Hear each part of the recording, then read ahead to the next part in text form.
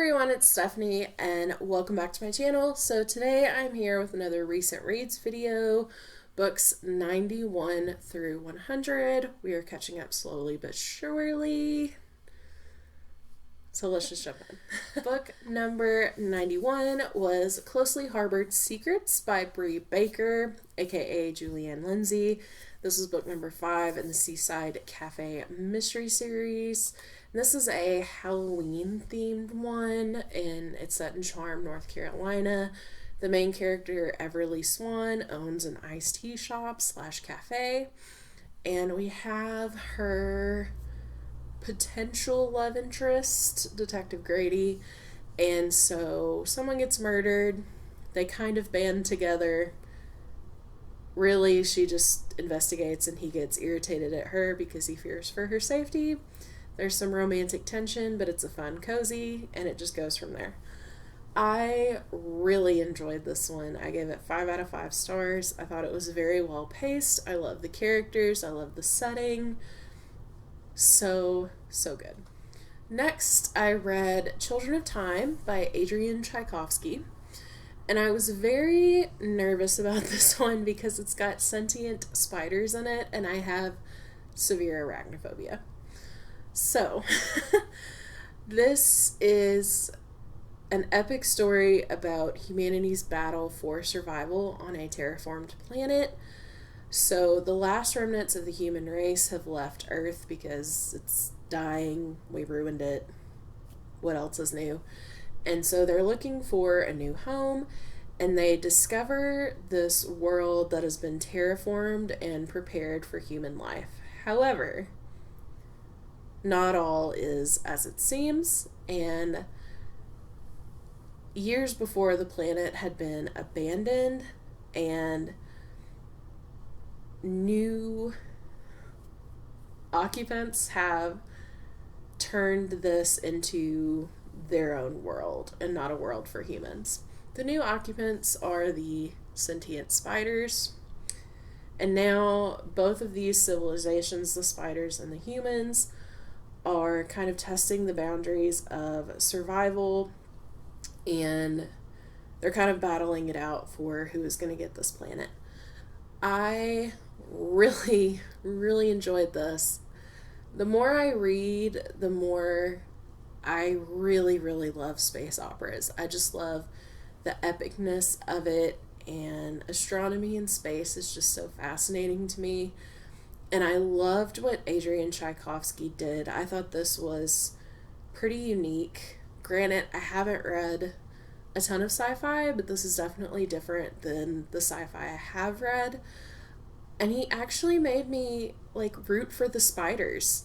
I don't know how he did it, but he did, and I will forever be impressed by that.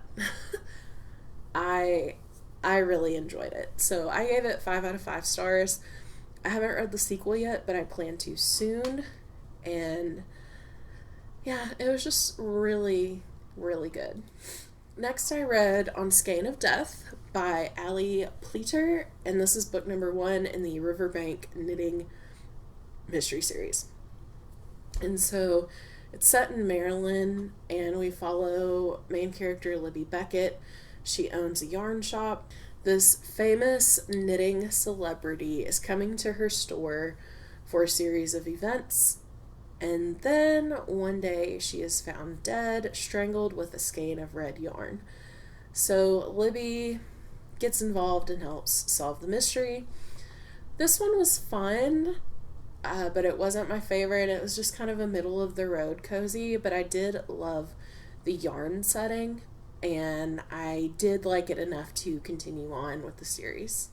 Next, I read Hems and Homicide, which is book number 1 in the Apron Shop mystery series by Elizabeth Penny. This is set in the quaint village of Blueberry Cove, Maine, and we have an expert seamstress turned amateur sleuth. So Iris Buckley returned to her Maine hometown after her grandfather died in order to help out her grandmother Anne, and they have a sewing shop where they do handmade items, repairs, all sorts of stuff, and it's called Ruffles and Bows. There's a skeleton in the basement. So they, once again, get involved, solve the mystery. Cozy mysteries are pretty formulaic, but they're such a good time, and I really enjoyed this one. I loved the characters. I love the setting. It was just so much fun. So I definitely enjoyed it enough to continue on with the series, and it is a series that I would recommend. Next, I read This Pen for Hire, which is book 1 in the Jane, Jaine, Austen mystery series by Laura Levine. And this one is from the early 2000s, and you can kind of tell, but it's really funny. So Jane Austen is a pen for hire, so to speak, and she gets involved in this murder mystery. And it wasn't my favorite, but the humor in it is what saved it. I thought it was hilarious, and I've heard they just keep getting better as the series goes on. So I definitely plan on continuing it in the future, but this first one I gave it 3 stars. Next, I read The Memory of Souls. This is book 3 in the A Chorus of Dragons series by Jen Lyons. One of my favorite series of this year. So good. Continue with the characters, the queer rep, the fantasy, the dragons, the action. Phenomenal. 5 out of 5 stars. Next, I read 3 Tainted Teas by Lynn Cahoon. This is book number 3 in the Kitchen Witch mystery series. Again, we're following Mia and her friends and her family, and there is a murder. She gets involved, yada yada yada. I really enjoyed this one. It's a bit paranormal. She is a kitchen witch, but it's just a touch of paranormal, which I really like. And I really like the setting and the characters, so I had a good time with this one. Next, I read Pies Before Guys by Kirsten Weiss, and this is the 4th book in the Pie Town mystery series. And I also read Gourd, Gourd, to Death, which is book 5 in the series. These were not my favorite, and I will fully admit it's because of Charlotte. Some people really love her. To me, she is really grating and gets on my last nerve. So I kind of just read these so I could finish the series. They were on my sass list, and I just wanted to get them out of the way. I gave them both 3 stars, which is kind of generous compared to how I feel. But I know other people really enjoy this series, and I really think Charlotte just took away my enjoyment of it. So if you like Charlotte, I think you'll like the series as a whole. She just kind of gets on my nerves, and I just can't. And finally, I read Strawberried Alive, which is book 14 in the Cupcake Bakery mystery series by Jen McKinley. And this follows Mel and Angie and the crew at Fairy Tale Cupcakes. One night, an unknown gunman takes a shot at Mel, and the bullet misses. But now everyone is on high alert. Business owners are getting attacked. Body turns up, and things go from there. I really enjoy this series. It's so much fun. The characters are fantastic. They're so funny.